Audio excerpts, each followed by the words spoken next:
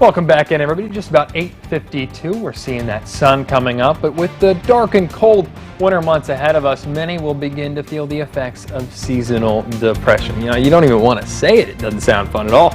And even more, people will wonder how to help their loved ones and get through this challenging time. And that's why I'm sitting down with Sonia Rudlinger. She is a family and psychiatric nurse practitioner with Indy Behavioral Health. Sonia, thank you so much for being here today. Thanks for having me. Absolutely. We're talking about seasonal depression. I think a really important discussion, and one maybe a lot of people aren't having. Just start off by kind of explaining what seasonal depression is for those who might not know. Yes, it can be called winter depression. It can be called seasonal affective disorder. It can be called major depressive disorder with seasonal features, no matter how you say it.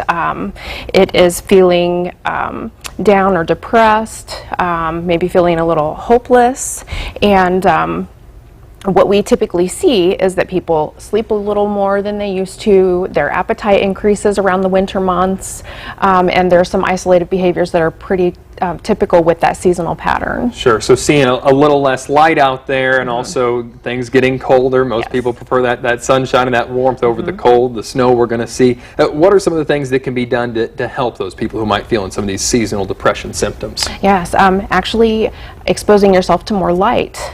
Getting outside when you can. Luckily, as we spoke about just a little bit ago, we've had some beautiful weather. Just continuing to get outside, get that fresh air, get the sunshine that's still around. Sometimes using a light box can be helpful.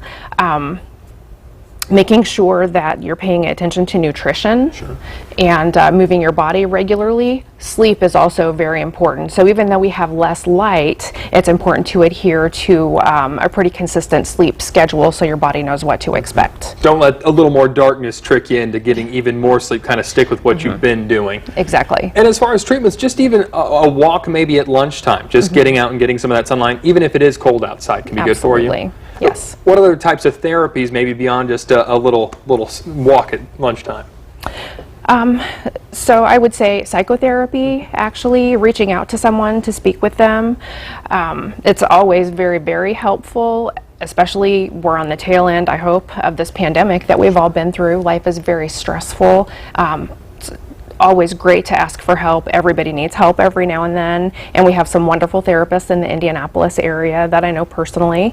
It's great to speak with your family. It's great to speak with your hairdresser, but therapists are trained professionals, and it's very important to keep that in mind. Absolutely, yeah. Your hairdresser can only handle so much. Only so much. And he or she only gets paid to cut your hair, so they can't handle your problems too. Exactly, or not problems necessarily, but what you're going through at the moment. Yes, absolutely, and as we talk about this, how important is it just to have these conversations with family and friends, just to let people know that it's okay to feel this way during this time of the year, especially?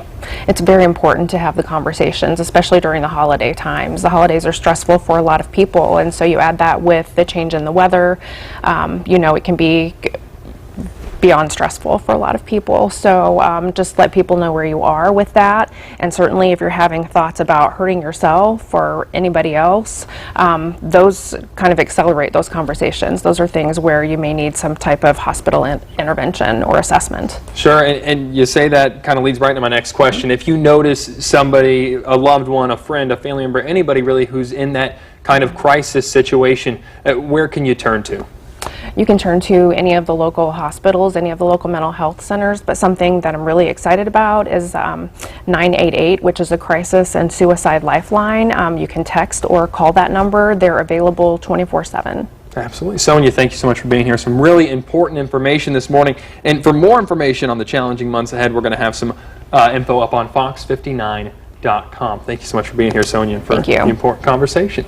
Absolutely. Coming up, we're keeping pace with the Monumental Marathon out there. We'll check in with Michael Van Stoik at the special event and what it means for all of